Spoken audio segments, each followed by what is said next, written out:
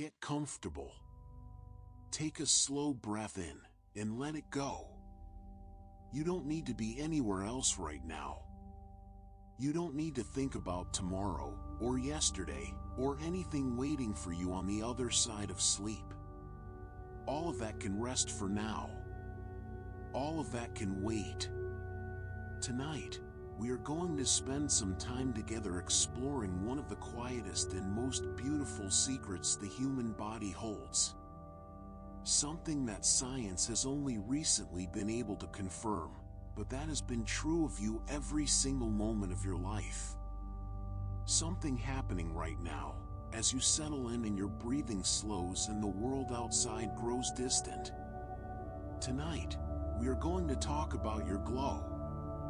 Over the next 100 facts, told slowly and gently and without any rush at all, we will discover what that glow is, where it comes from, what it looks like when scientists finally find a way to see it, and what it might one day mean for the future of medicine. We will travel through the invisible world of your cells, through darkened laboratories and extraordinary instruments, through the daily rhythms of light that rise and fall inside you like a tide. But there is no hurry. We have over 2 hours together and nowhere to be. So let your eyes close, let your body be held, and let's begin. Settle in now. Let your body feel heavy against whatever is holding you. Let your shoulders drop, let your jaw soften, and let your breath come slowly and easily. Tonight, we are going to explore something extraordinary, something that is happening right now, in this very moment, inside every single cell of your body. Something quiet and ancient and almost impossibly beautiful. You glow. Not in a way you have ever seen. Not in a way anyone in the room could notice, even if they were looking right at you in the dark. But in a very real, very measurable, very scientifically documented way, your body produces light. A faint, continuous, living light, radiating outward from you right now as you rest. Every human body emits an extremely faint glow. It has always been there, quiet and constant, since the very first moments of your life. It does not flicker on and off. It does not sleep when you sleep. It simply continues, a steady, gentle emission, as natural and unceasing as your heartbeat or the slow rise and fall of your breathing chest. This glow is invisible to the naked eye. If someone were to sit beside you in a perfectly darkened room, they would see nothing. No shimmer, no halo, no soft luminescence creeping out from your skin.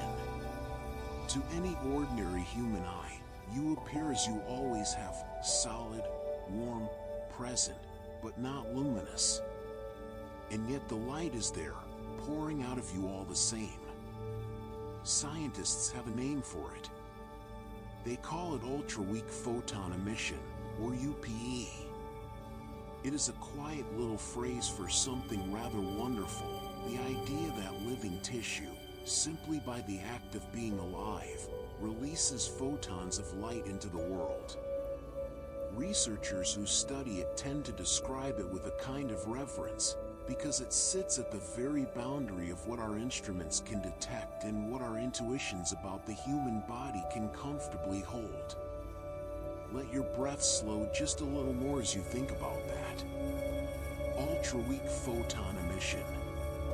Light so gentle and so small that for most of human history, we had no idea it existed at all. And yet it has never stopped. This glow happens continuously while we are alive. Every hour of every day, through every season, through sleep and waking, through laughter and stillness, through all the long ordinary moments of a human life, your body has been quietly, faithfully glowing.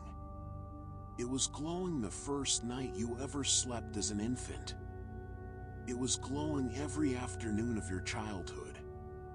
It is glowing now, as your eyes grow heavier, as the world outside grows quieter, as you let this moment simply be.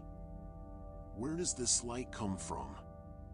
It comes from deep inside the machinery of life itself.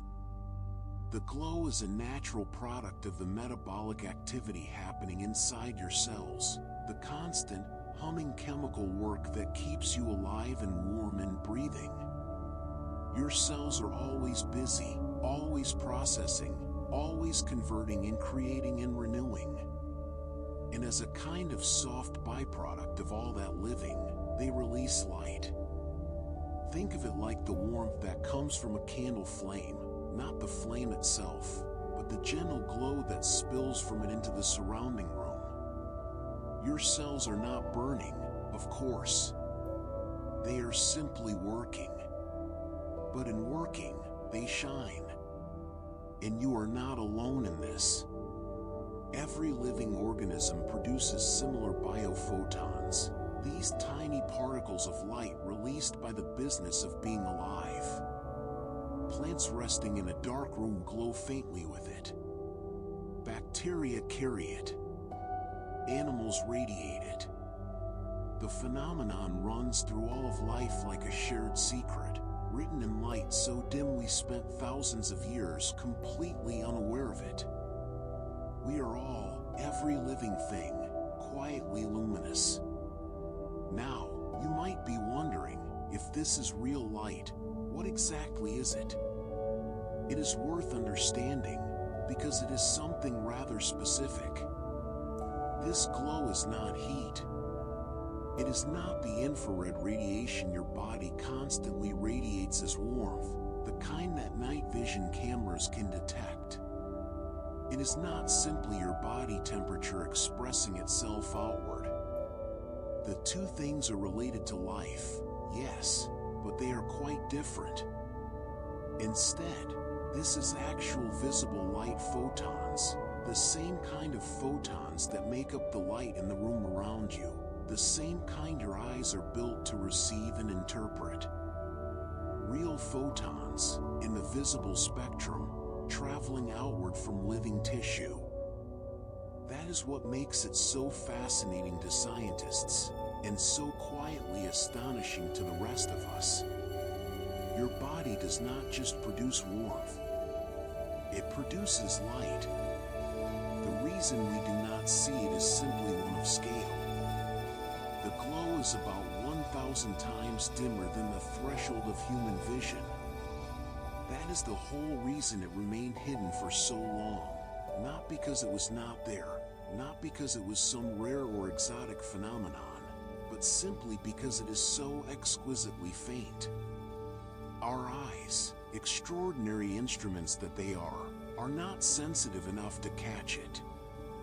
We were built to see the bright world, sunlight and firelight and the glare of midday. This softer light, this cellular whisper, falls just below everything we were designed to notice. Without special equipment, humans would never know it exists.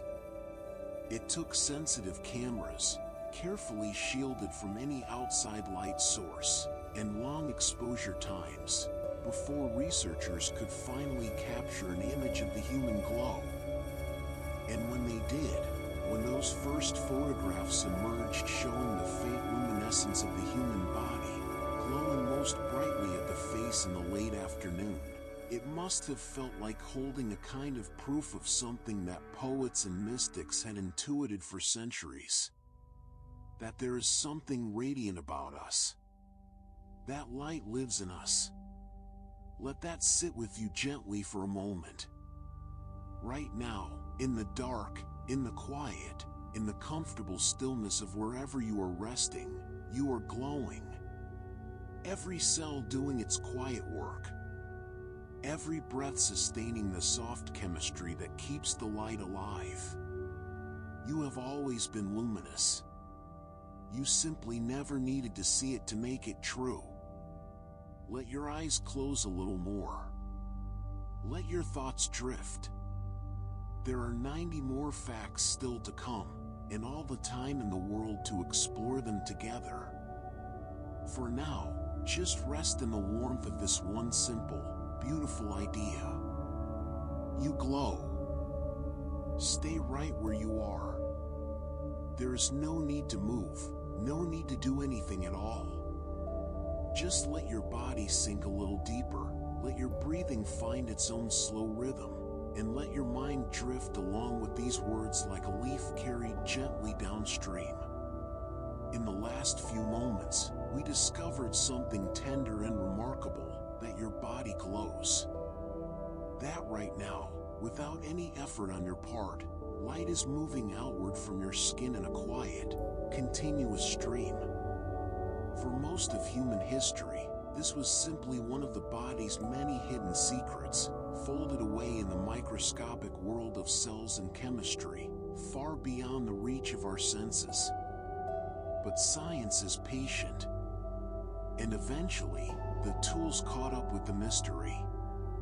In 2009, a group of researchers in Japan decided they wanted to do something that had never quite been done before. They wanted to see it. Not simply to measure it, not merely to theorize about it, but to actually photograph the human glow, to produce a real image of a real person, quietly radiating light in the dark. It was the kind of experiment that sounds simple when you describe it and turns out to be extraordinarily delicate when you try to do it. The scientists were based at the Tohoku Institute of Technology, and what they set out to capture was the biophoton emission of living human bodies. Not heat, not infrared. Actual, visible spectrum light, produced by the body's own living cells. The challenge was that this light is almost incomprehensibly faint, far dimmer than anything the human eye could register, far dimmer than even a single candle seen from across a wide room. To photograph something so quiet, you need tools of extraordinary sensitivity. What they used were ultra-sensitive cooled CCD cameras. CCD stands for Charge Coupled Device, and a cooled CCD camera is one that has been chilled to very low temperatures to reduce the electronic noise that would otherwise drown out any faint signal.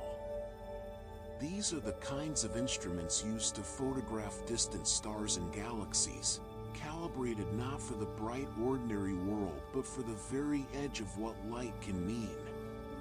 Turning them toward a human body was, in its own quiet way, a rather poetic act, treating a person the way astronomers treat the night sky. Let your body be still for a moment. Imagine being one of the 5 volunteers in that study, sitting patiently in the dark while cameras built to photograph galaxies pointed softly in your direction. 5 ordinary people, giving their time and their stillness to science, not knowing quite what the images would show. Those 5 volunteers were photographed repeatedly over the course of several days. Not once, not twice, but again and again, at different times, in different sessions, so that patterns could be identified and measurements could be trusted.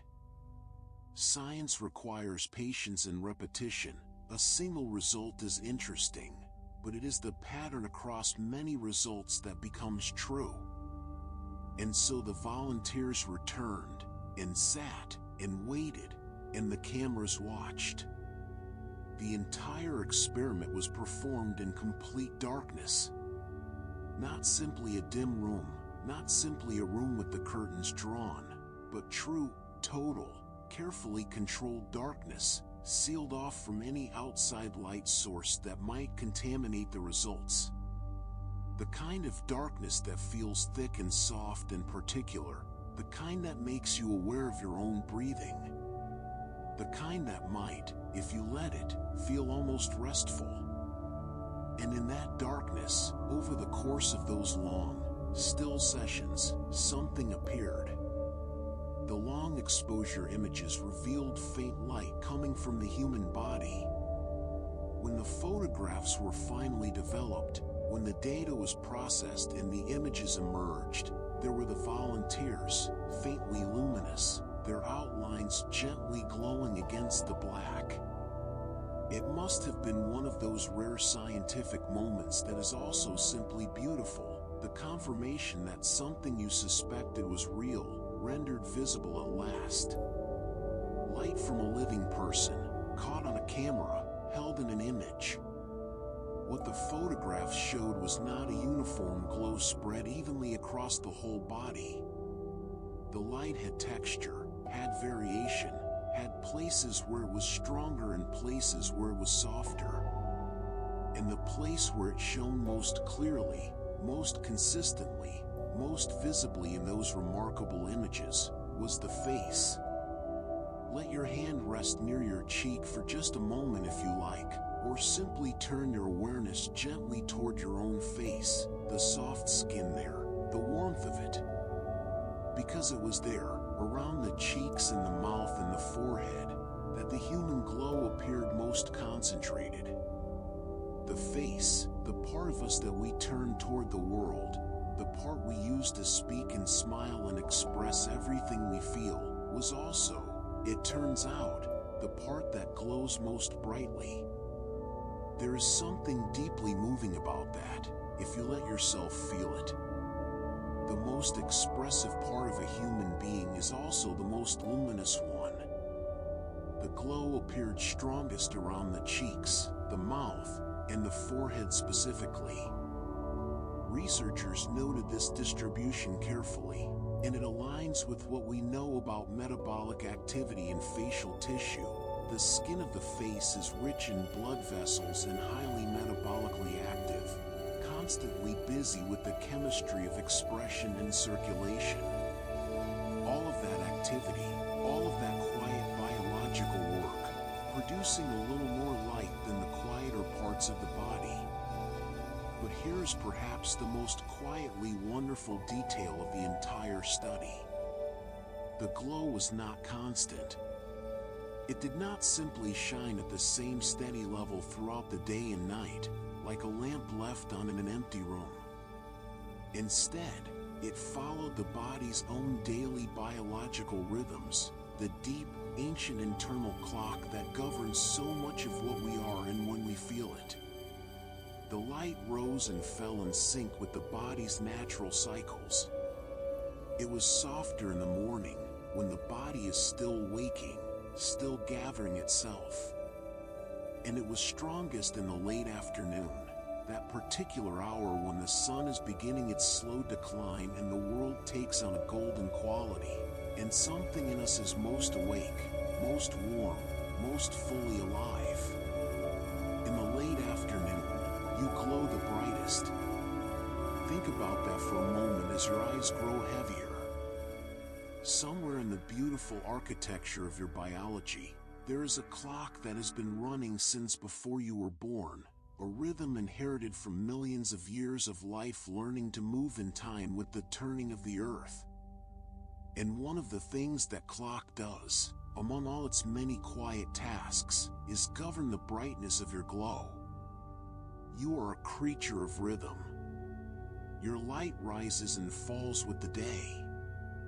You are, in the most literal and measurable sense, connected to the turning of the world. Let that thought rest gently in your mind like a warm hand placed softly on a sleeping shoulder. The experiment in that dark Japanese laboratory did not just prove that humans emit light. It showed us that the light is alive, that it breathes with us, that it follows our rhythms, that it is woven into the very pattern of what it means to be a living, feeling, glowing human being. You are not simply an object that happens to produce a little light. You are a living rhythm, a daily cycle of brightness and rest, a body that knows, without being told, when to shine most fully. And right now, as the day ends and the quiet deepens, your glow is settling into its softer evening register. Gentle, easy, restful, just like you. There is nothing you need to do right now except breathe. In slowly and out slowly, and let the weight of your body be held completely by whatever is beneath you. You do not have to hold yourself up. You do not have to be anywhere or become anything. You can simply be here, warm and still, while we explore together one of the quietest and most beautiful questions about the human body. We know now that you glow. We know that cameras sensitive enough to photograph distant stars can turn toward a sleeping human face and find light there. We know that this light is real, visible spectrum photons, not simply heat, not simply imagination. And we know that it follows the rhythm of your days, rising to its gentle peak in the golden hours of the afternoon before softening again toward evening. But there is a question we have not yet answered, one that sits at the heart of all of this. Where, exactly, does the light come from? What is happening, deep inside the invisible world of your cells, that produces it? The answer begins somewhere very familiar. The glow comes from the chemical reactions taking place inside your cells, the constant, intricate, humming chemistry that is the engine of your life. Every second of every day, inside each of the trillions of cells that make up your body, an extraordinary number of chemical events are unfolding. Molecules meeting and separating. Energy being transferred and transformed. Waste being cleared away and new materials being built.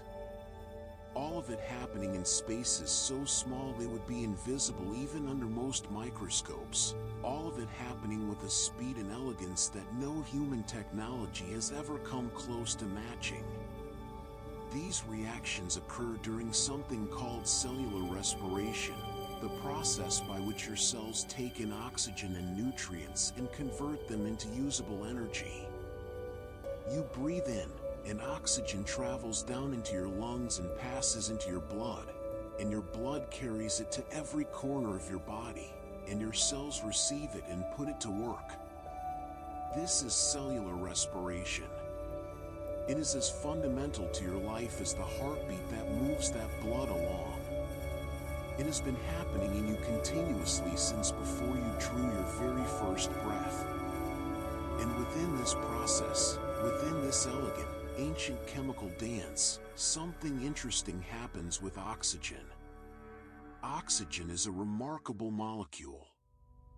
It is essential, it is life-giving, and it is also, in certain circumstances, a little volatile.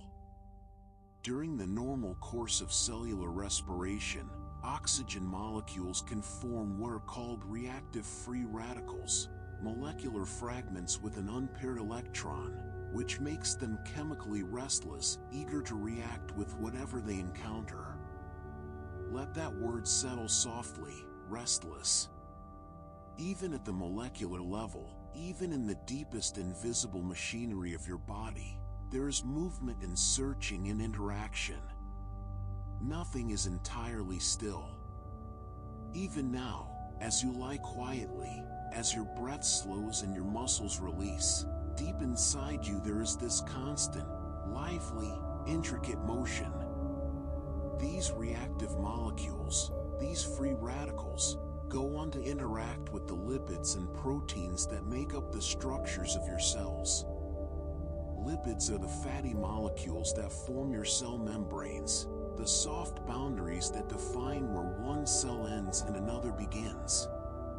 Proteins are the great workhorses of the cell, performing almost every structural and chemical function you can imagine. When the free radicals interact with these molecules, they set off a chain of further reactions, a kind of molecular ripple effect, one event triggering the next, spreading through the chemistry of the cell in ways that are extraordinarily complex and extraordinarily fast. And these reactions create something called excited molecular states. Think of it this way. Imagine a child who has just been given wonderful news. They are bouncing, they are vibrating, they cannot quite contain themselves. themselves. They are in an excited state. Now imagine that the child gradually settles, the energy releases, and they come to rest. At the molecular level, something loosely similar happens. When a molecule is pushed into an excited state by a chemical reaction, it holds extra energy that it cannot keep forever. And when it finally relaxes back to its normal state, that extra energy has to go somewhere. It becomes light. When these excited molecules relax, they release photons, tiny packets of light, each one carrying away a little of the energy that the molecule could no longer hold. This is not a metaphor. This is not an approximation. This is the precise physical mechanism by which your body produces light. A molecule is excited by chemistry. It holds that energy briefly, and then it lets it go as a photon. That photon travels outward, passes through the cell, through the tissue, through your skin, and out into the air around you. These photons, countless of them, produced continuously by the ongoing chemistry of your living cells, form the faint glow that surrounds your body. There is something almost unbearably elegant about it. The light is not some exotic byproduct of unusual circumstances. It is simply what happens when energy moves. It is the sound that chemistry makes, if light can be a kind of sound. And at the center of much of this light-producing chemistry is one of the most important structures in all of biology. Mitochondria play a major role in these reactions. You may remember mitochondria from school, the powerhouses of the cell, as they are almost universally introduced, the small enclosed structures within each cell that are responsible for producing the majority of its energy. They are ancient things, mitochondria, once free-living bacteria, billions of years ago, that were absorbed into larger cells and never left, becoming instead an essential and permanent part of what we are. You carry within you, in every cell of your body, these ancient living remnants. And they are intimately involved in the chemistry that makes you glow. The specific molecules most responsible for the light are known as singlet oxygen and excited carbonyl molecules. Singlet oxygen is a particular energetic form of the oxygen molecule, one that sits in an excited state and releases its energy as light when it returns to rest. Excited carbonyls are molecular structures containing carbon and oxygen that, when stimulated by the chemical reactions of metabolism, similarly hold and then release energy as photons. These are the primary sources, the main characters in the quiet story of your glow. And what ties all of this together, what gives the whole phenomenon its underlying logic, is that the glow is directly linked to oxidative metabolism. Oxidative metabolism is simply the collective term for all the chemical processes in your body that involve oxygen, the vast network of reactions that take oxygen and use it to power your life. The more metabolically active a tissue is, the more of these reactions are taking place, and therefore the more light it produces. Which is why the face, with all its rich blood supply and active tissue, glows more brightly than the quieter parts of the body. Which is why the glow peaks in the afternoon, when metabolic activity is at its daily high. Your light is your metabolism. Your glow is the visible signature of your body doing what it does, living, processing, maintaining, renewing. Every breath you take feeds the chemistry. Every heartbeat moves the molecules.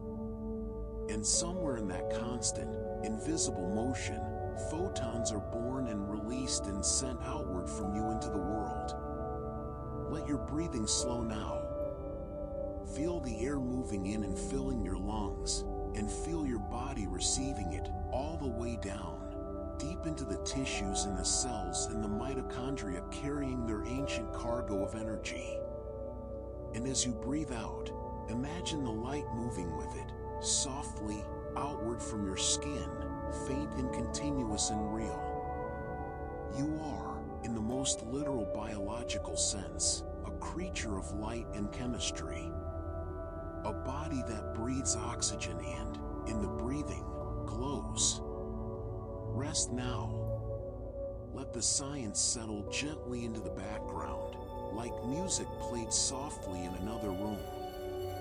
You do not need to hold on to any of it. It is simply true, whether you think about it or not. You are glowing, right now, in the dark. Let your eyes stay closed, or let them rest unfocused on whatever soft darkness surrounds you. There is nothing to see, nothing to watch, nothing to track. Just the sound of these words arriving one by one, in the slow, easy rhythm of your breathing, and the quiet fact, which you now carry with you, that you are glowing. We have traveled together through the story of how this glow was first captured, and then through the beautiful, intricate chemistry of how it is made. Tonight we go a little further, because the glow is not simply a single, undifferentiated shimmer. It has qualities. It has color, in a manner of speaking. It has intensity.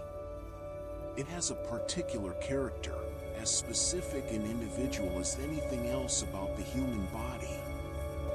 Let us begin with color.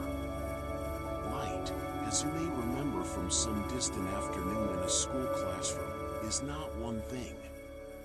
What we call visible light is actually a whole family of wavelengths, each one corresponding to a different color, arranged in a spectrum that runs from the deep reds and oranges at one end through yellows and greens and blues all the way to violet at the other.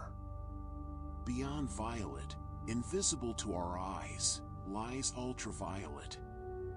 Beyond red, equally invisible, lies infrared. The spectrum of light is vast, and the narrow band that human eyes can see is only a small portion of it. Human biophoton emissions fall within a range of roughly 200 to 800 nanometers. A nanometer is 1/billionth of a meter, a unit of measurement so small it feels almost like a number from a dream.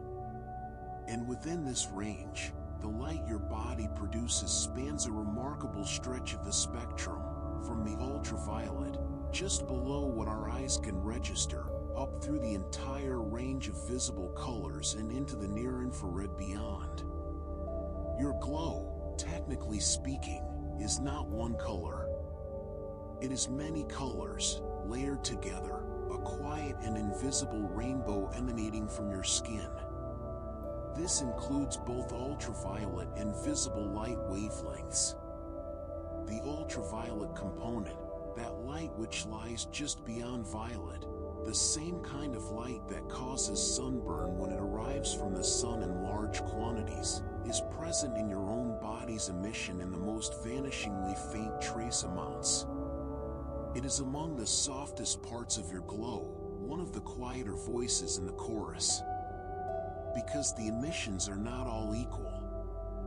They have a shape, a distribution, a tendency to gather more strongly in some parts of the spectrum than others.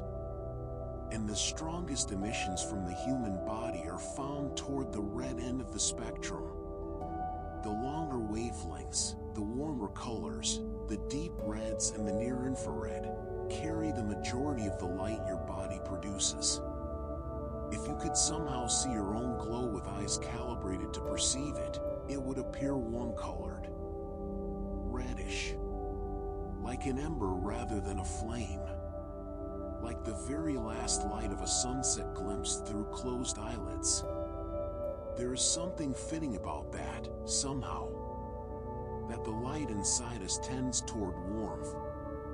Now let us talk about numbers. Because the intensity of the human glow can actually be measured, and the measurements are both precise and quietly astonishing. Human skin emits roughly 170 to 600 photons per second for every square centimeter of surface area. Pause with that for a moment. Every single square centimeter of your skin, a patch of skin about the size of a fingernail, is releasing hundreds of photons every second. Not occasionally, not in bursts. Continuously, right now, as you rest. Hundreds of photons per second, from every thumbnail-sized patch of you. And in some places, the number climbs higher still. Some areas of the face, those same cheeks and forehead and the skin around the mouth that glowed most brightly in those Japanese photographs, can emit up to 3,000 photons per second per square centimeter. 3,000. In the most active facial regions, your body is producing light at a rate that, if you wrote it out, would fill a small and rather wonderful sentence. 3,000 photons every second from a patch of skin the size of your thumbnail. It sounds like a lot, described that way. And in one sense, it is. It is a continuous, measurable, real emission of light. But in another sense, in the sense of actual physical power, it is almost incomprehensibly small. The total radiant power of the human glow, the actual energy being released as light, falls somewhere between 10 to the power of -17 and 10 to the power of -23 watts per square centimeter. Those numbers may not mean much on their own, so let us try to give them a little shape. A single ordinary light bulb produces somewhere around 10 watts of visible light. The human glow produces, across the same area, a quantity of light that is smaller than that by a factor of so many zeros that writing them all out would take longer than this sentence. It is not just dim. It is not just faint. It is operating at a level of delicacy that sits at the very outer edge of what physical measurement can achieve. This is precisely why specialized detectors are required to measure it. You cannot simply point a camera at a person in a dark room and hope to catch it, not an ordinary camera, not even a very good one. The equipment needed to reliably detect and photograph biophoton emission must be calibrated to a sensitivity that goes far beyond anything designed for everyday use. The cooled CCD cameras used in that Japanese study, built to photograph the faintest light from the furthest stars, were instruments operating at the absolute frontier of photon detection. And even they required long exposure times, carefully controlled conditions, and extraordinary patience. Because here is the final, rather humbling detail of the human glow's intensity. Even a small room light overwhelms the signal entirely. Imagine the scene in that laboratory again, the complete darkness, the sealed room, the careful elimination of every possible source of stray light. That was not simply for atmosphere. It was a strict scientific necessity. A single candle burning on the other side of a wall. A sliver of light beneath a closed door. The glow of a standby light on a piece of equipment in the corner. Any of these things would have produced more light than all 5 volunteers combined. The human glow is so quiet, so delicate, so exquisitely faint, that the ordinary lit world would drown it out without a second thought. And yet it is there. Even against all of that, even though we walk through a world blazing with light so much brighter than ourselves that our own glow is rendered completely invisible, it persists. Continuous. Faithful. Undimmed in its own terms, even if the world cannot see it. There is something rather comforting in that thought. if you let it settle. That something real and continuous and genuinely yours can exist beneath all the noise and brightness of the world, undetected and undiminished. That your quiet light goes on, regardless of whether the conditions are right for anyone to see it. It does not need to be seen to be real. Let that be the thought you carry into the next quiet minutes. Your glow is yours, specific in its colors, steady in its rhythm, faint beyond any ordinary measure, and entirely, faithfully real. It is the red warm signature of your metabolism. It is hundreds of photons per second from every small patch of you. It is a light so gentle that a bedside lamp would swallow it whole, and yet a light that no lamp, however bright, could ever replicate. Because that light is alive.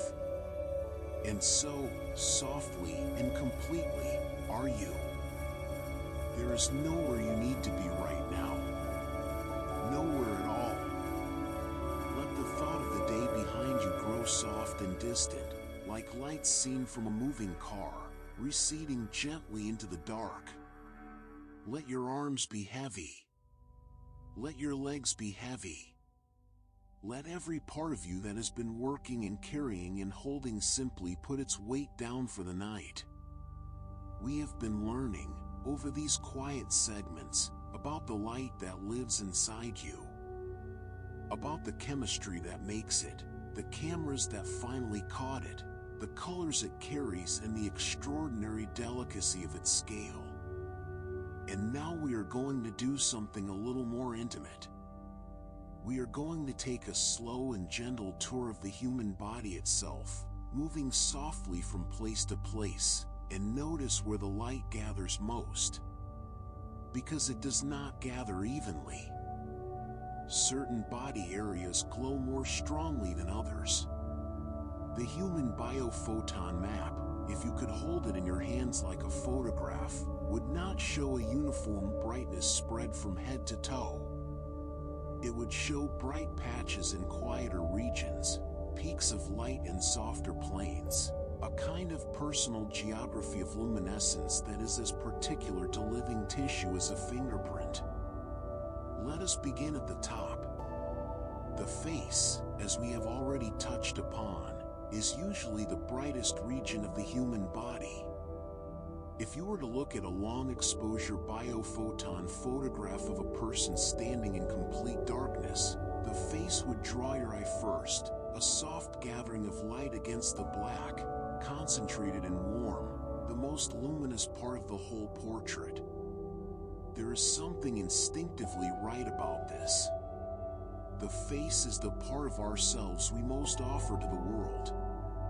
It is the landscape of our expression, the place where emotion surfaces and communication lives. And it is, in the most literal and measurable sense, our brightest part. Moving down a little, to the hands. Hands are also strong emitters of biophotons, registering clearly in the measurements researchers have taken. Think for a moment about what hands do, about the extraordinary range and constancy of their activity, the fine motor work in the grip and the touch and the gesture, the intricate web of tendons and blood vessels packed into such a relatively small space.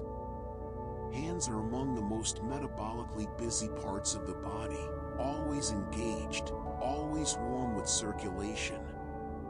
And that activity, that constant biological industry, expresses itself in light. Let your hands rest where they are open or closed, wherever they have come to lie. They are glowing softly right now. Both of them. Whatever they have done today, wherever they have been, they are producing their quiet, continuous light in the dark. Back to the face, and let us slow down there, because the face has more to tell us. The cheeks, specifically, often produce very strong biophoton signals. The skin of the cheeks is thin and richly supplied with blood, close to the surface, warm and active and alive in a way that registers clearly in sensitive instruments. When researchers map the glowing face in detail, the cheeks emerge as two of the most reliably bright points, consistent across different people, different times of day, different conditions. In the forehead too. The forehead also shows high emission levels in biophoton studies, that broad expanse of skin above the eyes and below the hairline glowing with a quiet steadiness.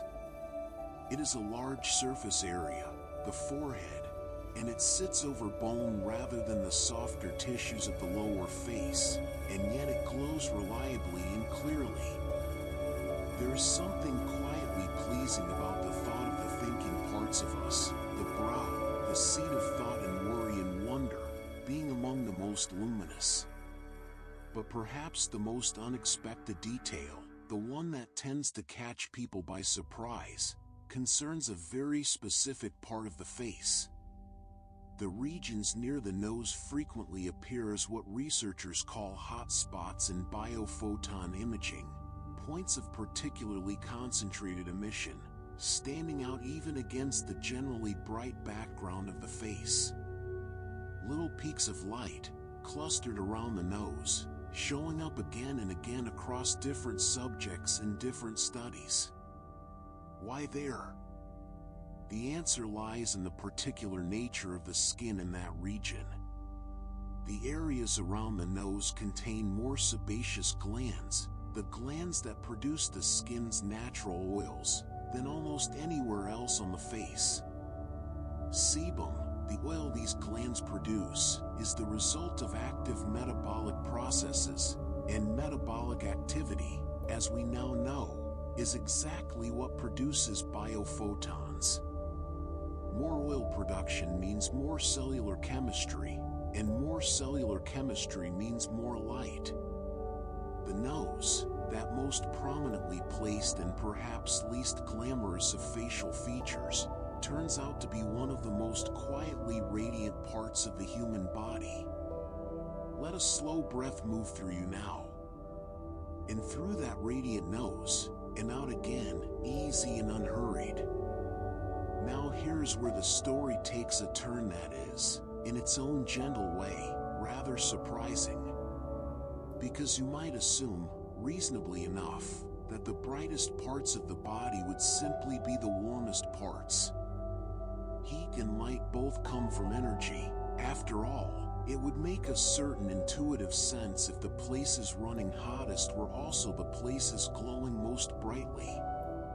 But the human body is more interesting than our intuitions about it.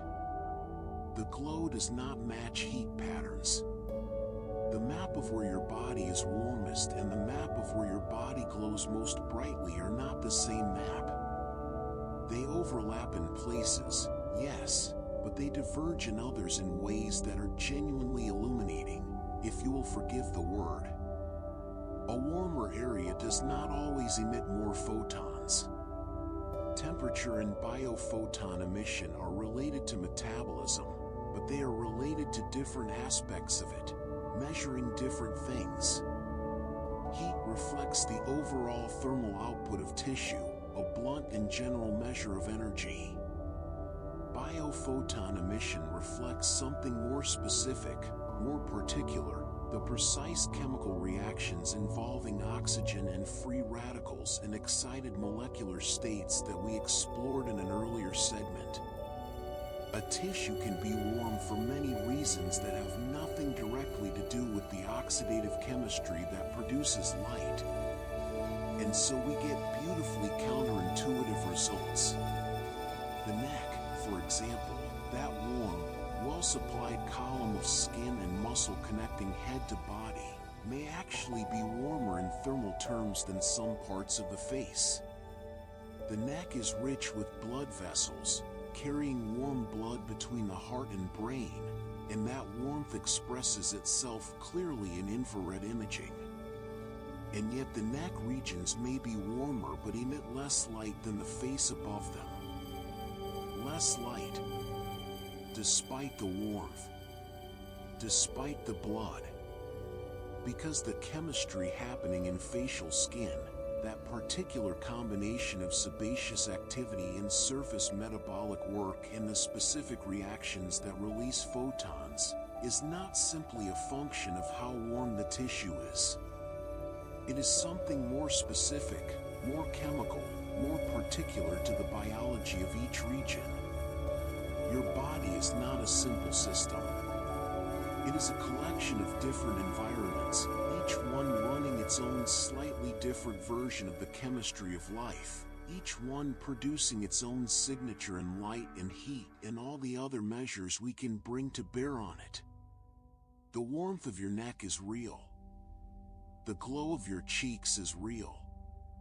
And they are telling different stories about what is happening beneath the skin. Let your awareness drift softly over the surface of your body for just a moment, not with any effort or tension, just a gentle, drowsy noticing. The warmth of your face against the pillow or the air. The soft weight of your hands. The warmth at the side of your neck. All of it producing its own particular kind of energy, its own quiet signature. All of it part of the same living, glowing, endlessly complex system that is simply, softly, you. The light is not evenly spread. It gathers where the chemistry is richest. It concentrates in the face that speaks and the hands that reach and the small busy patches of skin that are quietly, continuously most alive. And all of it, every faint photon of it, is yours. You are still here. And that is enough, more than enough. Let the night hold you. Let the quiet hold you. There is a particular kind of rest that comes not from doing nothing, but from letting yourself be genuinely interested in something soft and slow and far removed from the concerns of the day. Let this be that.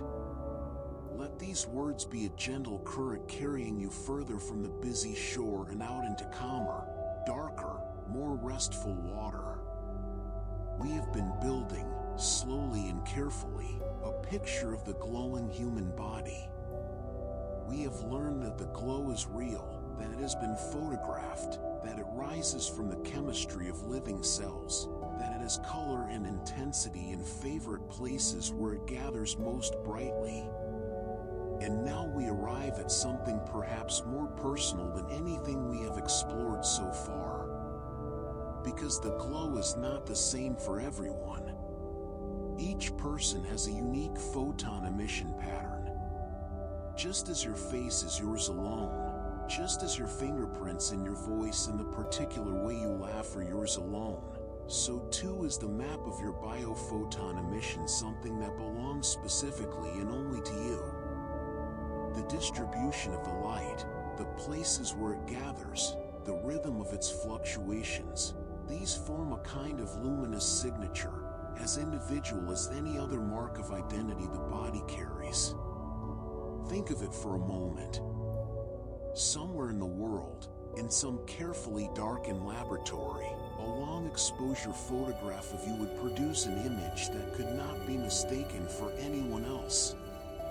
Not because you look different, because you glow differently. Your light has its own particular shape. Some individuals are stronger emitters than others. Within any group of people measured under the same conditions, at the same time of day, in the same state of health, there will be variation, some people producing consistently more photons per second per square centimeter than others. This is not a moral distinction, not a measure of health or vitality in any simple sense. It is simply a biological fact, like the variation in any other measurable quality of the human body. Some people run warmer. Some people have faster resting heartbeats. Some people glow more brightly. Scientists who study this have found it useful to speak in broad terms, classifying people as strong emitters or weak emitters based on their baseline measurements.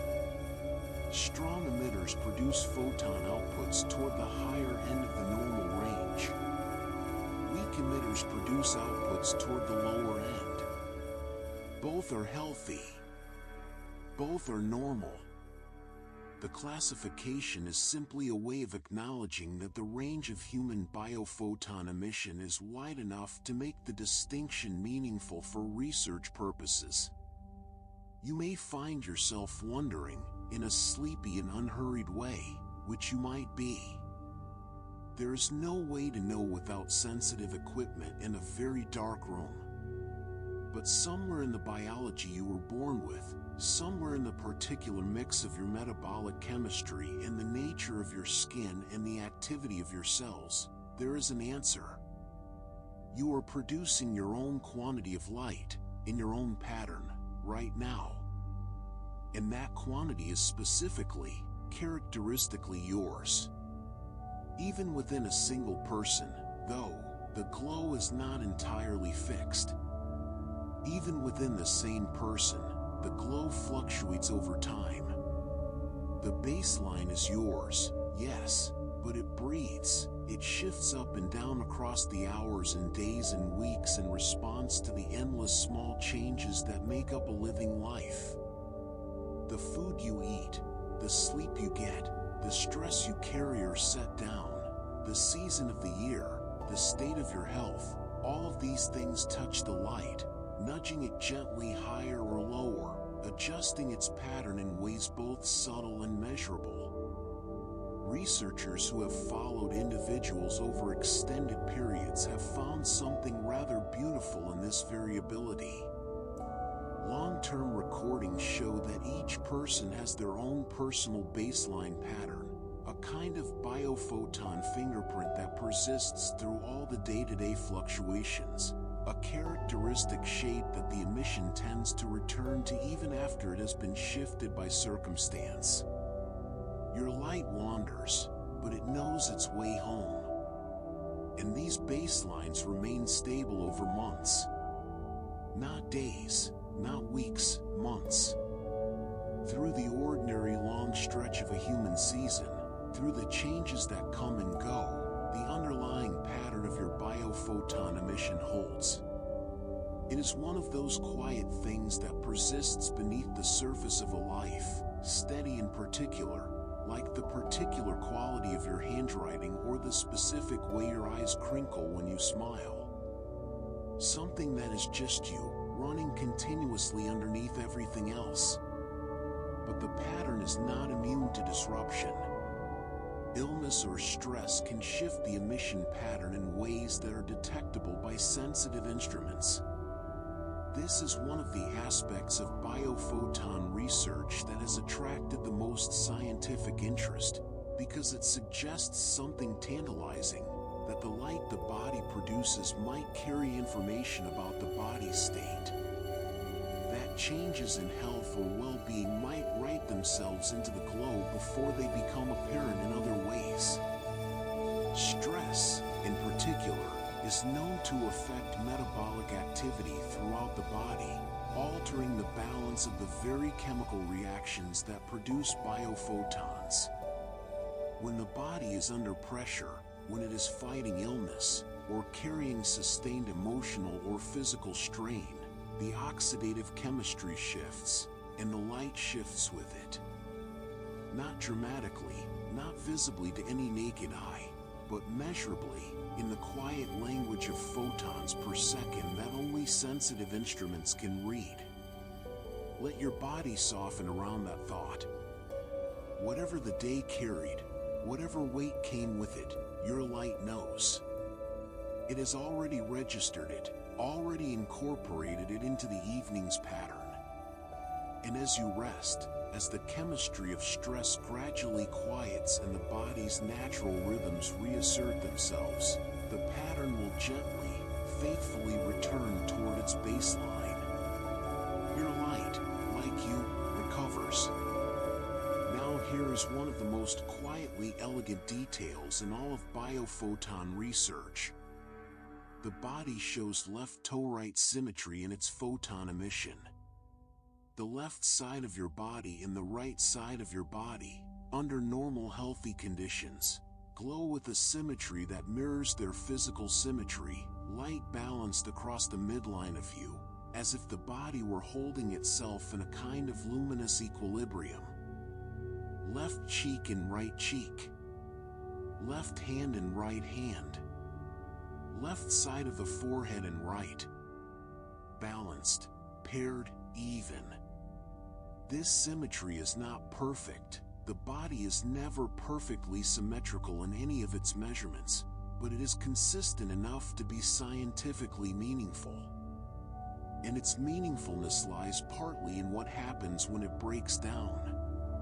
Diseases sometimes disrupt this symmetry. Conditions that affect one side of the body, certain inflammatory states, some neurological conditions, various localized changes in tissue, can produce measurable asymmetries in biophoton emission. The light on one side shifts relative to the other. The equilibrium tilts. And these patterns may reveal subtle physiological changes long before other diagnostic methods catch them. This is the frontier where biophoton research becomes genuinely exciting to the scientists who work in it. The possibility that the body's light is not merely a curious byproduct of metabolism, but a sensitive and early indicator of changes in the body's state. A signal, quiet and continuous, that carries more information than we have yet learned to fully read. Imagine that. The possibility that your glow is not just beautiful and real and chemically explained, but also informative. That it is, in some sense, a continuous report from the deepest levels of your biology, broadcast in light too faint to see, carrying news about your health and your stress and your balance and your recovery. That you are, without knowing it, constantly communicating in the oldest possible medium. Light. Your own light. Specific to you, stable over months, sensitive to everything that moves through your life, balanced across your body in a symmetry that health preserves and disruption disturbs. Your glow is not just a feature of the human body in general. It is a feature of your body in particular. It is part of what makes you, at the most fundamental physical level, irreducibly yourself. Carry that thought gently into the deeper quiet. You are a unique source of light in the world. Not metaphorically, not poetically. Actually, measurably, scientifically, uniquely, specifically, faithfully luminous. There is no one else whose darkness looks quite like yours. Let the world outside grow a little further away now. Whatever sounds reach you, the distant hum of a street, the settling of a building, the soft movements of the night, let them become part of the background, neither interesting nor troubling, simply the texture of the quiet. Let your breathing be the thing closest to you. In and out. Slow and slower still. You have been traveling a long way tonight. You know now that you glow, and why, and where, and in what colors, and in what extraordinary quantities of almost immeasurably faint light. You know that your glow is yours alone, patterned in particular, stable over months, sensitive to the movements of your inner life. And now we arrive at something that feels, in the darkness of this late hour, especially fitting. Your glow moves with time. Human photon emission follows daily biological cycles. It is not fixed, not constant in its intensity across the turning of a day. It rises and falls, brightens and softens, following a rhythm as ancient and reliable as the rhythm of the earth itself rotating beneath the sun. Your body knows what time it is. It has always known. And it expresses that knowledge, among many other ways, in the language of light. The glow typically peaks around 4 o'clock in the afternoon.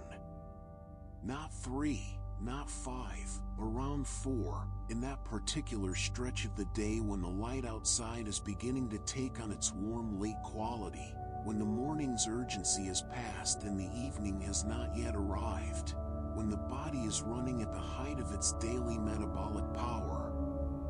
At this hour, more than any other, you are producing the most biophotons. Your cells are at their most chemically active. The oxidative reactions are running at their daily high. And the light moving outward from your skin is, by the quiet measures of sensitive instruments, at its brightest. There is something lovely about 4 in the afternoon. It has always had a particular quality, golden, slightly drowsy, the day beginning its long lean toward rest. And now you can know that it is also, biologically, the hour at which you shine most fully. The hour when the living chemistry inside you is most productive, most energetic, most luminous. But 4 in the afternoon is a long way from where you are right now. Emission levels drop as the day moves toward evening and then into night. Gradually, following the same slow curve that carries the light out of the sky, the biophoton output of the body begins its descent. The metabolic activity that drove the afternoon peak begins to ease. The chemistry quiets. The photons come less frequently. The glow softens toward its nightly rest, just as you are softening now, just as everything around you is settling into the particular stillness of late hours.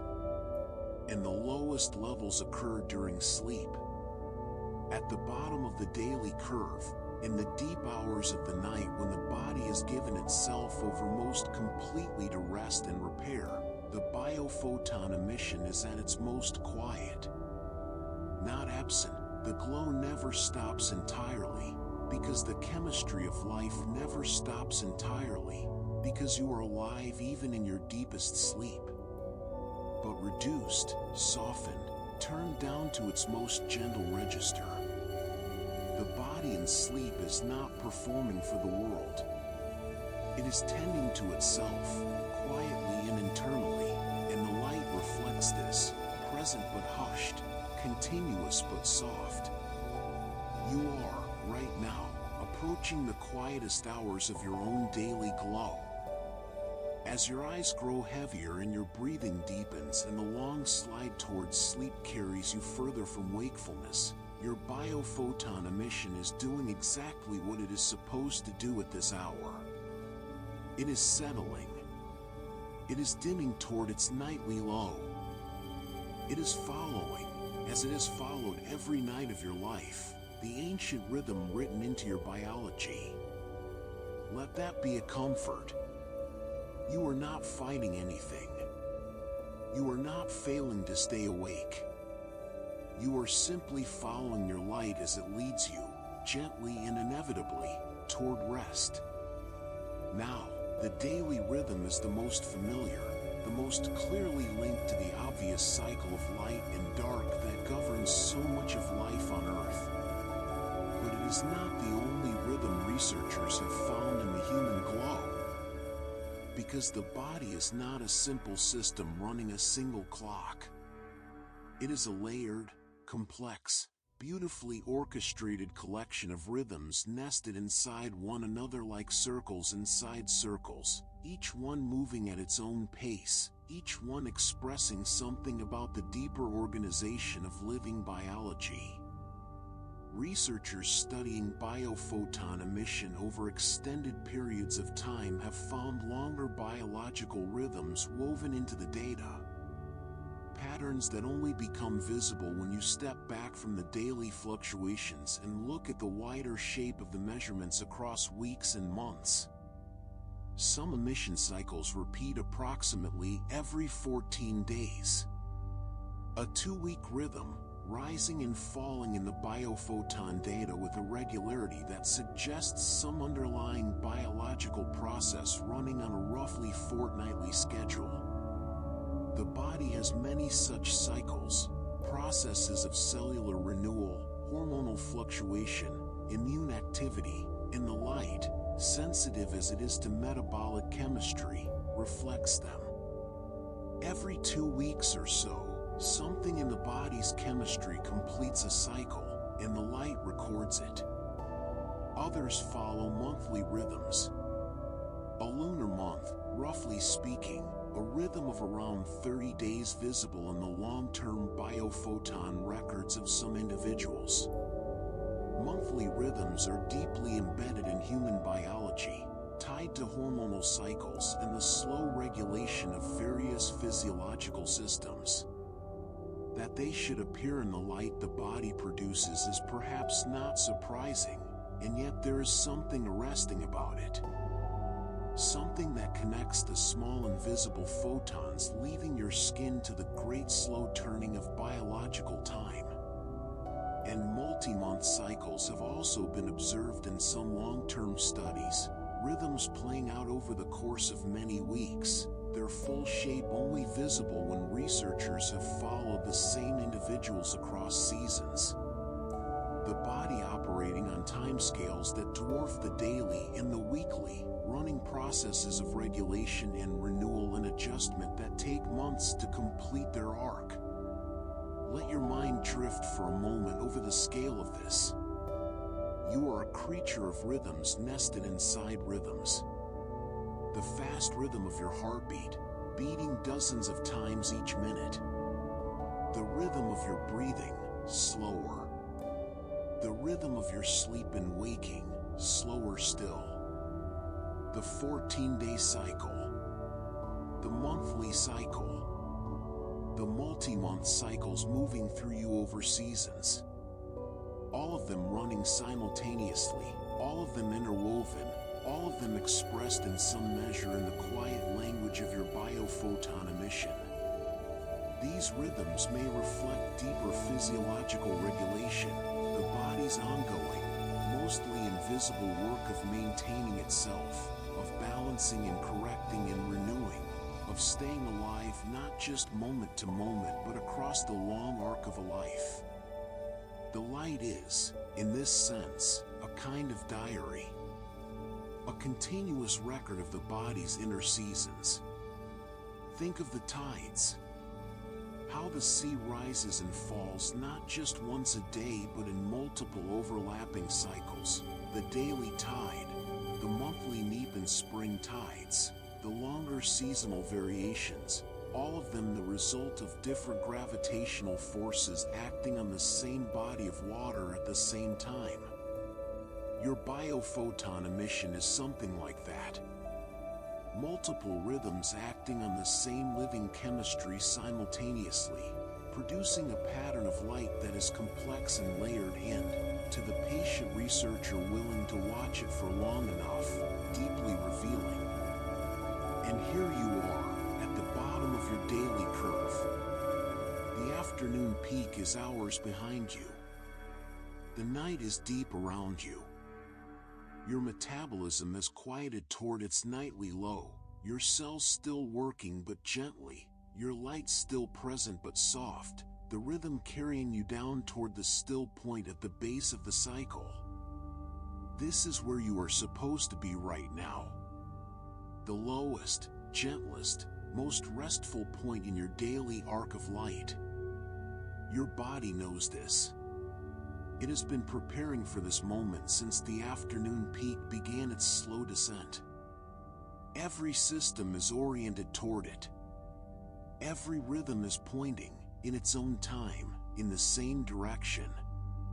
Toward rest. Toward quiet.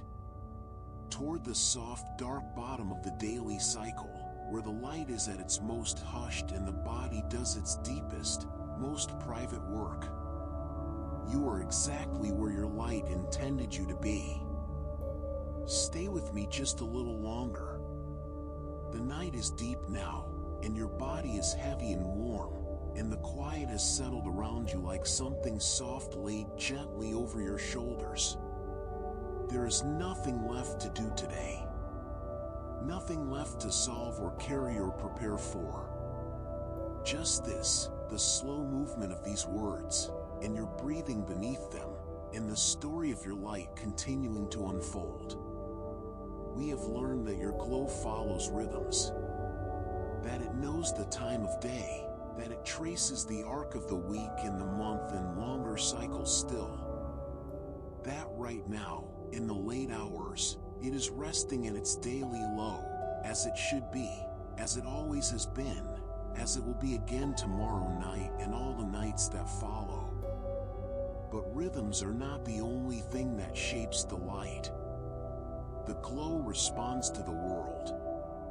It is not sealed away from what happens to you and around you. It is woven into your living chemistry so completely that when the chemistry shifts, the light shifts with it. Your glow is, in this sense, deeply sensitive. Sensitive to the environment. Sensitive, as we will discover tonight, even to the movements of your inner life. Let us begin with the outer world, and something your skin knows well. Ultraviolet radiation strongly increases biophoton emission. UV light, that portion of the solar spectrum that lies just beyond the violet end of visible light, is something your skin encounters every day you step outside, even on cloudy days, even in the gentler light of winter.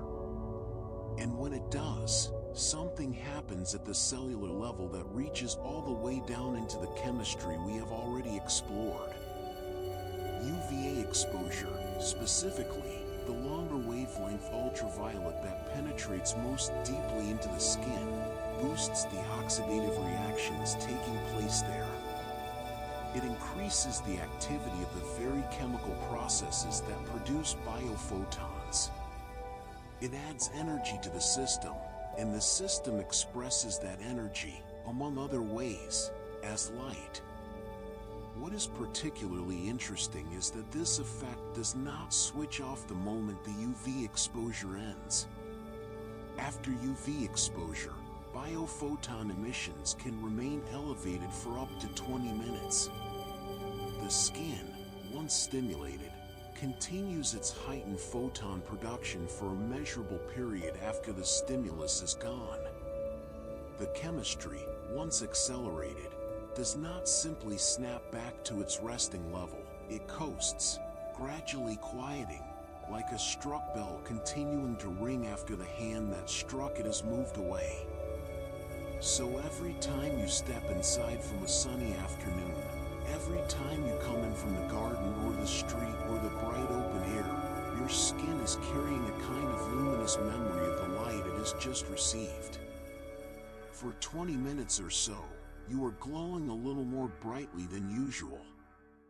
The sun has touched you, and your cells are responding, and the response is itself a form of light.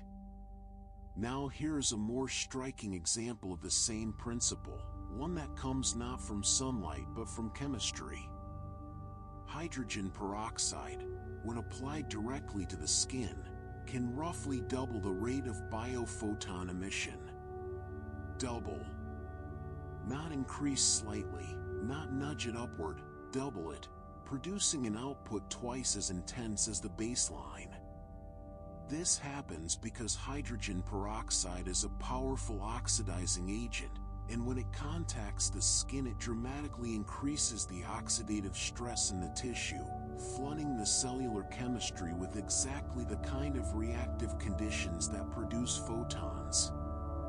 The result is a sudden, significant brightening of the glow, measurable by sensitive instruments, a direct demonstration of the link between oxidative chemistry and light. This is not, to be clear, something anyone would do for enjoyment. But as a scientific demonstration it is remarkably clean, a direct, controllable way to confirm that the chemistry and the light are precisely and causally linked. More oxidative stress, more photons. The relationship is clear and immediate. Let your thoughts rest there for a moment before we move on. The outer world, sunlight, chemistry, the physical environment, reaches into the invisible machinery of your cells and alters the light you produce. You are not separate from your environment, not sealed inside your skin. You are in constant chemical conversation with the world around you, and your glow is part of that conversation. But now we move somewhere more intimate, somewhere closer to home than sunlight or chemistry. Because the research suggests something that is, in its own quiet way, one of the most remarkable findings in this entire field. Emotional states can influence photon output. Let that settle softly for a moment. Not physical stimuli, not chemical exposures, emotions. The inner weather of a human life, the feelings that move through us in the course of a day, appear to leave their mark in the light the body produces. Anger has been shown to increase biophoton emission.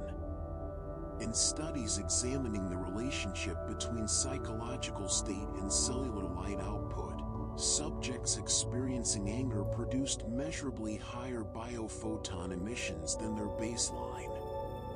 The body under anger is a body under a particular kind of stress. The heart rate rises, the muscles prepare, the chemistry shifts into a more reactive state, the oxidative processes accelerate, and the light goes up. The glow brightens, in its infinitesimal way, with the heat of what is being felt. And on the other side of the spectrum, the side that feels very relevant, very welcome, very timely right now, relaxation and meditation can reduce emission levels. When the body moves into a state of genuine calm, when the chemistry of stress recedes and the nervous system settles and the breath slows and the muscles release, the biophoton output softens. The light quiets. The glow dims toward its most gentle register. Think about what that means. Right now, as you lie in the dark, as your breathing has slowed and your thoughts have grown soft and unhurried, as the day has loosened its hold on you and your body has remembered how to be at rest, your biophoton emission is responding to all of that. The peace you are moving toward is not just a feeling. It is a physiological state, expressed in your chemistry, reflected in your light. You are, measurably and literally, glowing more gently right now than you would be in a moment of anger or anxiety or stress. Relaxation is not just a sensation. It is a change in light. These effects are thought to occur through what researchers call metabolic stress pathways, the routes by which psychological and emotional states translate into physical and chemical changes in the body. We know, from a wide body of research, that emotions are not purely mental events. They are physical events. Anger tightens muscles and raises cortisol and accelerates the heart. Fear does similar things. Calm reverses them. Joy has its own chemistry. Grief has its own chemistry. Every emotional state has a corresponding physiological signature, and that signature runs all the way down to the cellular level, to the mitochondria, to the oxidative reactions, to the photons that those reactions produce. Psychological states may subtly influence cellular chemistry. This is the quiet and rather profound conclusion that biophoton research is inching toward, that the mind and the body are not separate systems running in parallel, but a single integrated system in which thought and feeling and chemistry and light are all part of the same continuous conversation. What you feel reaches all the way down into your cells. And your cells, in their own wordless way, respond. Let your awareness rest with this for a moment in the darkness.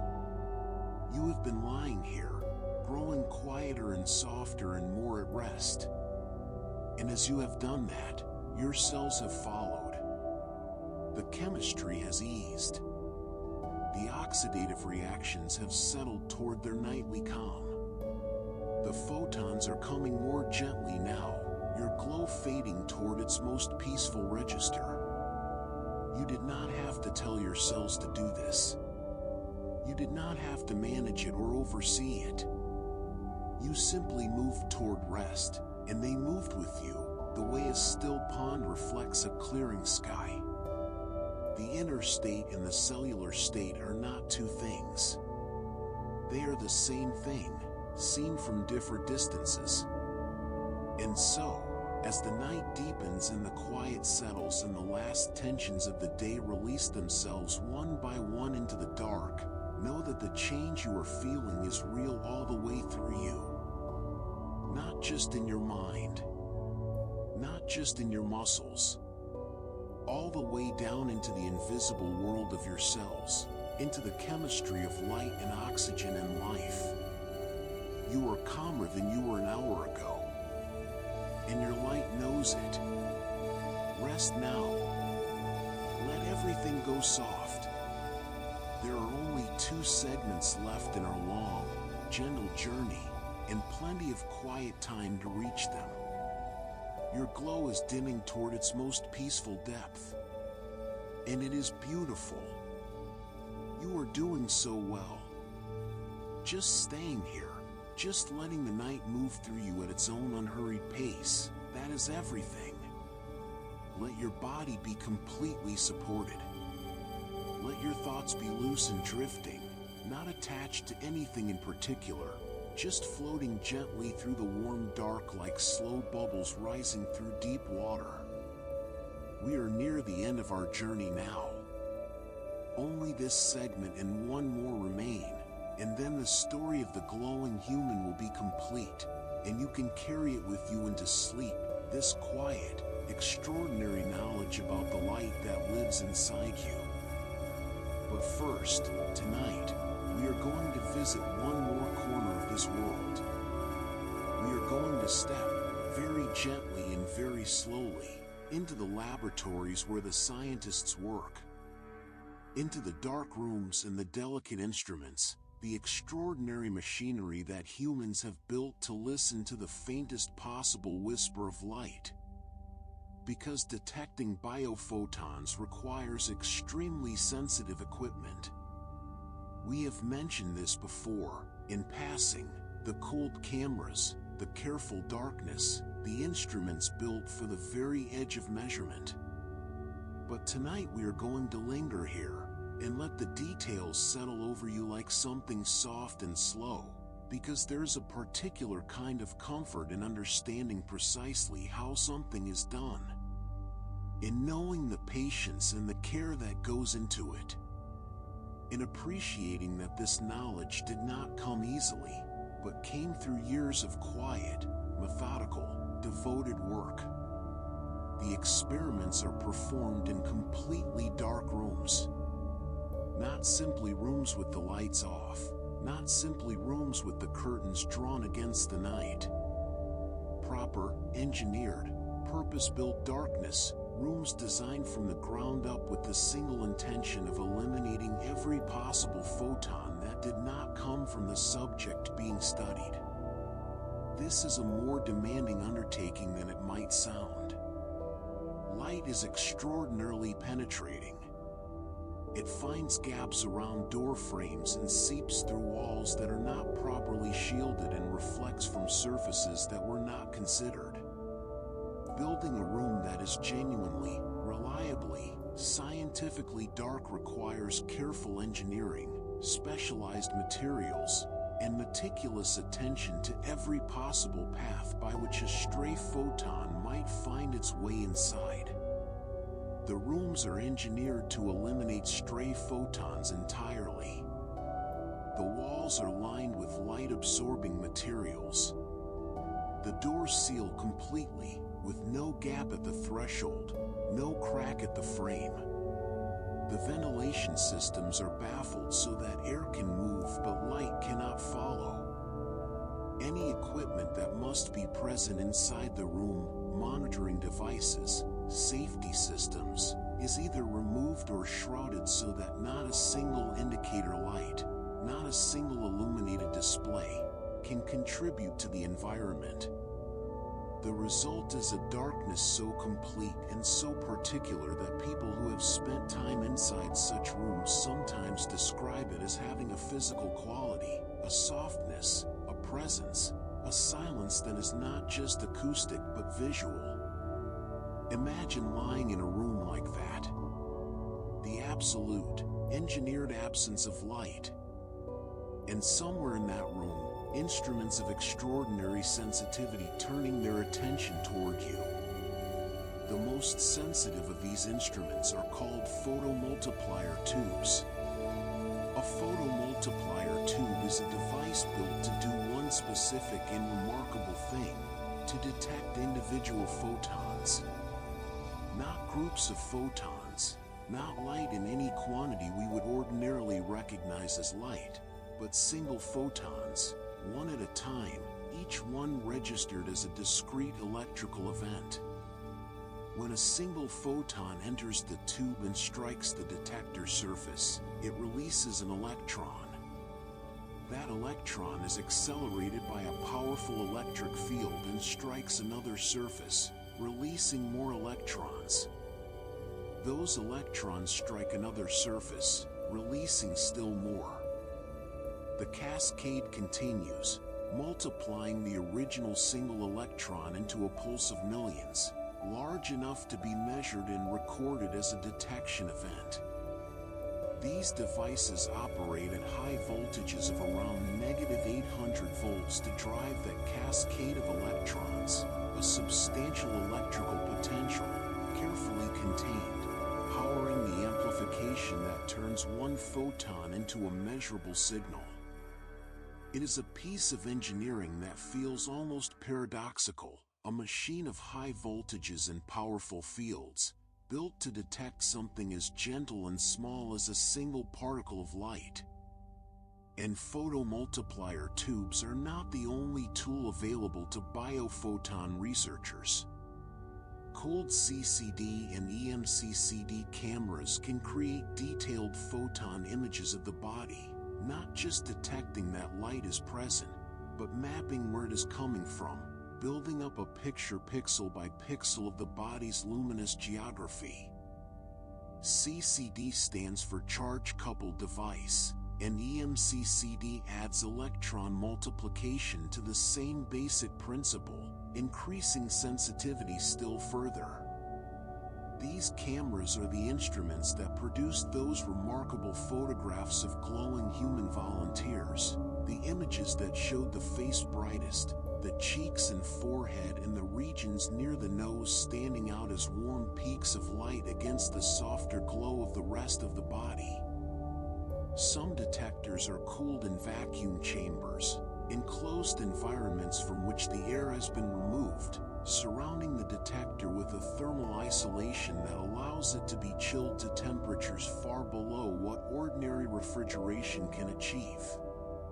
The vacuum prevents heat from being conducted back into the detector from the surrounding air, maintaining the extraordinary cold that the instrument requires to function at its best. And this cooling is not incidental. It is central to the whole enterprise. Cooling reduces electronic noise. At room temperature, the electrons in any electronic device are in constant thermal motion, jiggling and moving randomly, producing a background hiss of spurious signals that can easily overwhelm a genuine detection. This noise is called dark current, and in an instrument designed to detect single photons, dark current is the enemy. Every spurious signal is a false detection. Every false detection obscures the real data. The only way to suppress it reliably is to cool the detector, to slow the thermal motion of the electrons, to quiet the electronic noise down towards silence, so that when a real photon arrives, its signal stands clearly above the background. The colder the detector, the quieter the noise.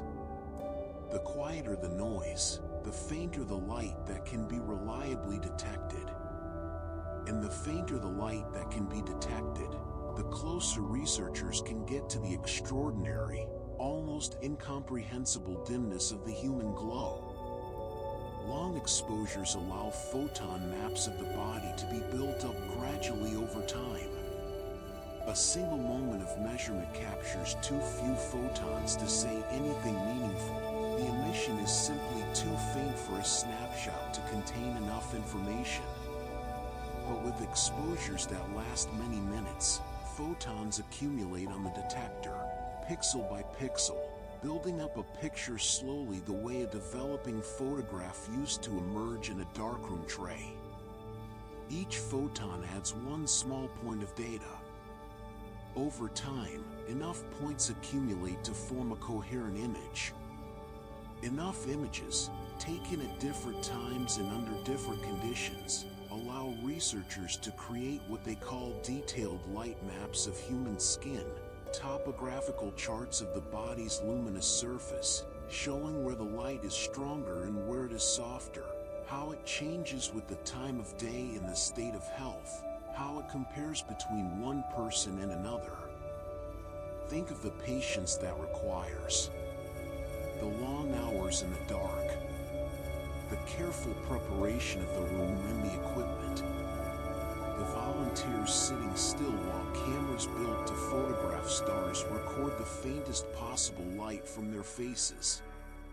The researchers waiting and watching and accumulating data photon by photon, building knowledge out of almost nothing, out of light so faint that the whole enterprise sits right at the boundary of what is physically measurable. There is something deeply human about that kind of patience. About the willingness to sit in the dark for a long time, watching for something that barely exists, because the question and answers matters enough to justify the waiting. Science, at its most devoted, is a form of sustained and careful attention. And biophoton research is perhaps one of its most quietly beautiful expressions. All that elaborate machinery, all that engineered darkness, all that patient accumulation of individual photons, in the service of understanding something as intimate and as tender as the faint light that moves outward from a sleeping human face. Let your eyes close fully now if they have not already. Let the darkness behind them be your own private laboratory, warm and quiet and complete. Let the thoughts of equipment and measurements and careful science dissolve slowly into the softer textures of approaching sleep. The instruments have done their patient work. The light maps have been drawn. The knowledge has been gathered, photon by careful photon, from the dark. And all of it, in the end, was in service of this one simple thing. Understanding that you glow. Here we are. The last leg of a long and gentle journey, and you have traveled every step of it beautifully. Your breathing is slow. Your body is heavy and warm and completely at rest. The world outside is far away, and the night is deep, and all that remains now is this, the final chapter of the story of your light, told slowly and softly, carrying you the last quiet distance into sleep. We have come so far together.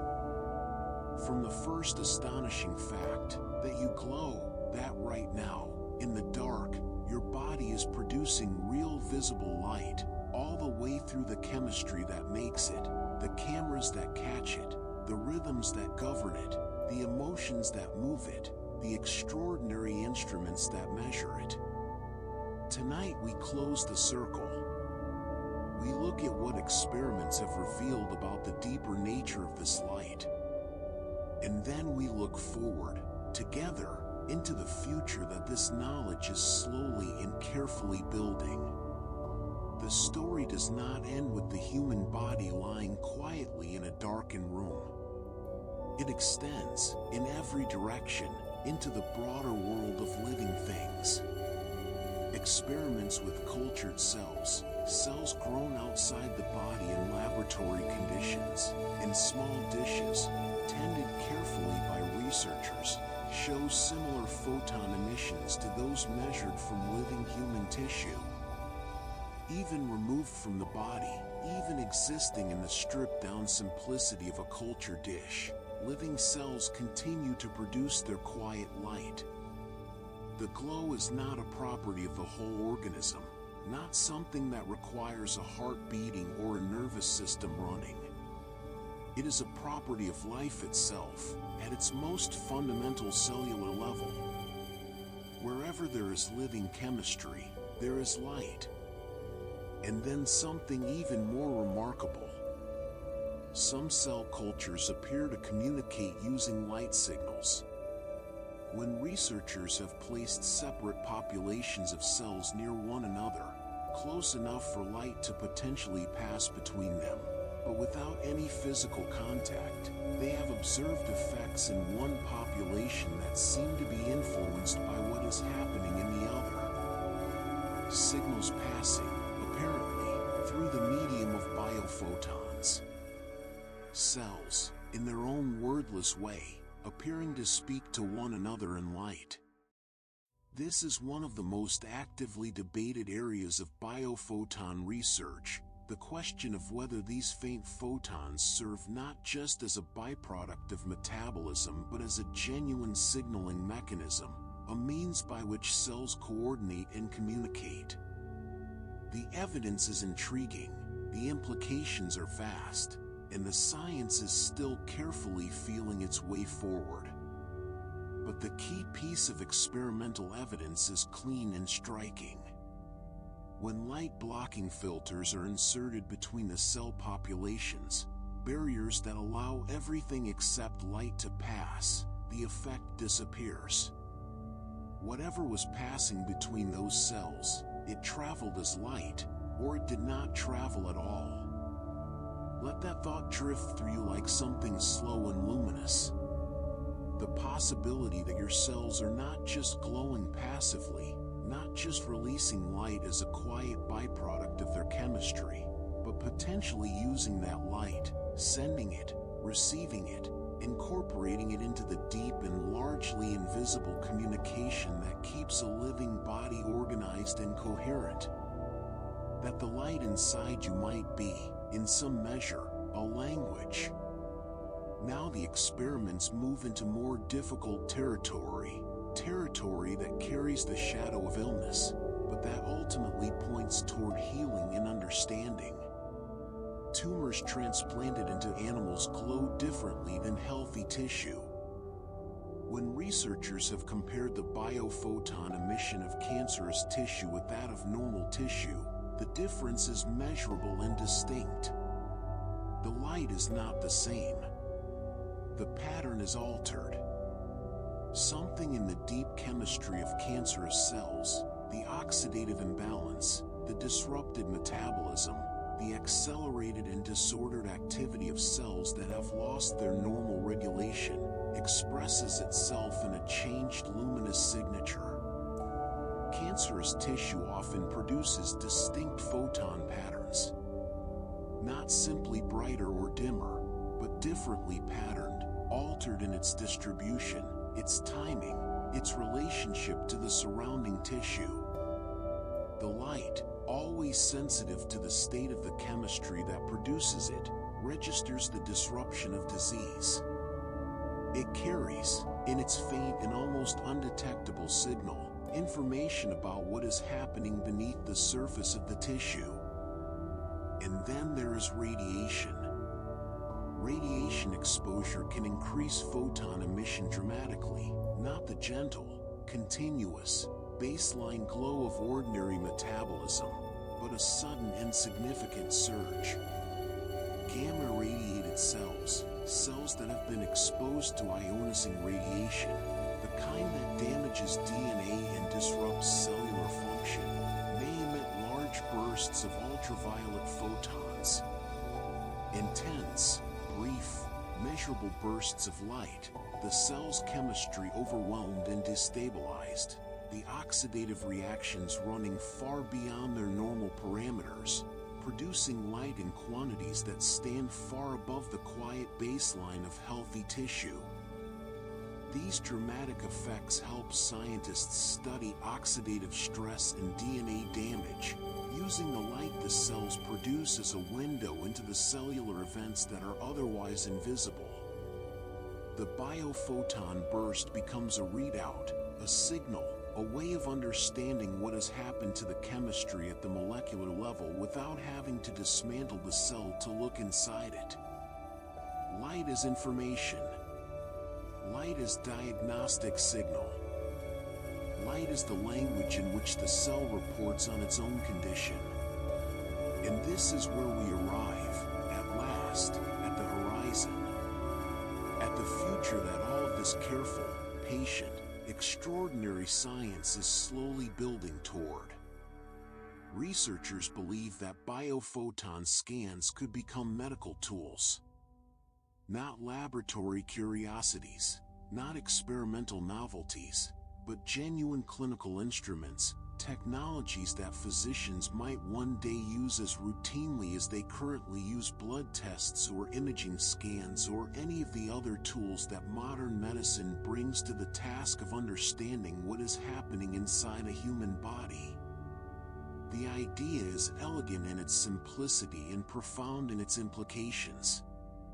If the body's light carries information about the body's state, and the evidence increasingly suggests that it does, then measuring that light becomes a way of reading that information.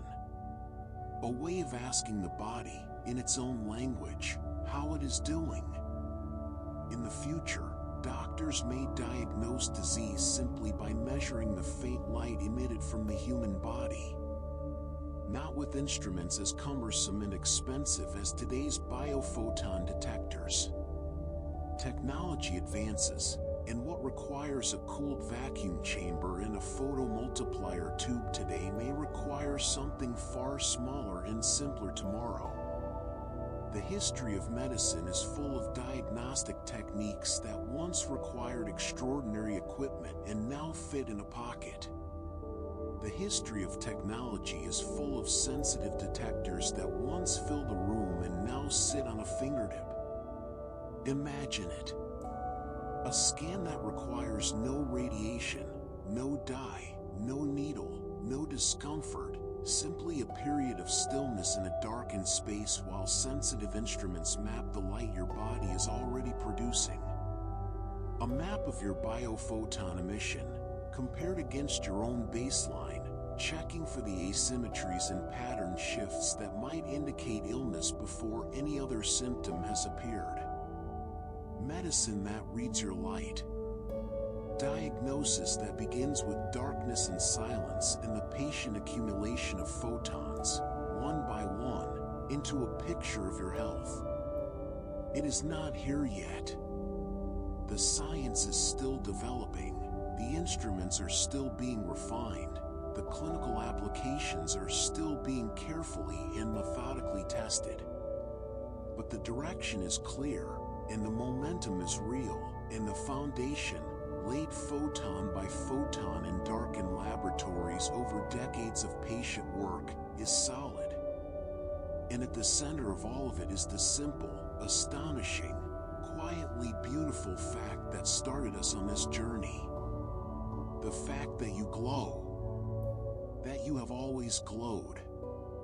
That right now, in this moment, in the soft darkness of wherever you are lying, your body is producing real, measurable, visible spectrum light, the faint and faithful byproduct of the chemistry of your life, rising from your cells and moving through your skin and out into the air around you, continuous and particular and entirely, irreducibly yours.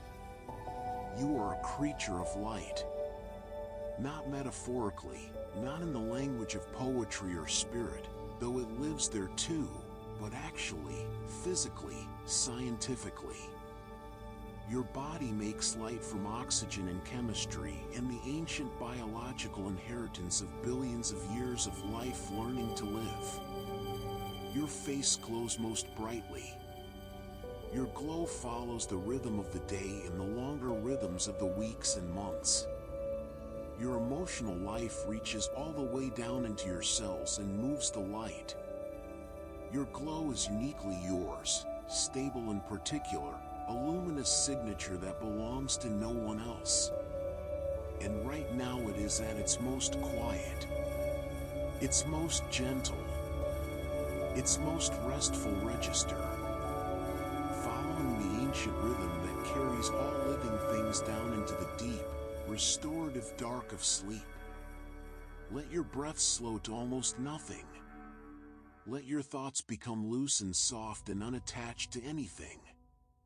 Let the story of your light rest now inside you, not something to think about, just something to know, the way you know the warmth of your own hands or the sound of your own heartbeat. You are glowing. You have always been glowing. And in the quiet dark, surrounded by the ordinary world that will never quite see it, your light continues, soft and steady and real and alive. Sleep well. If these sounds helped you find a moment of peace today, please consider subscribing to join our quiet community.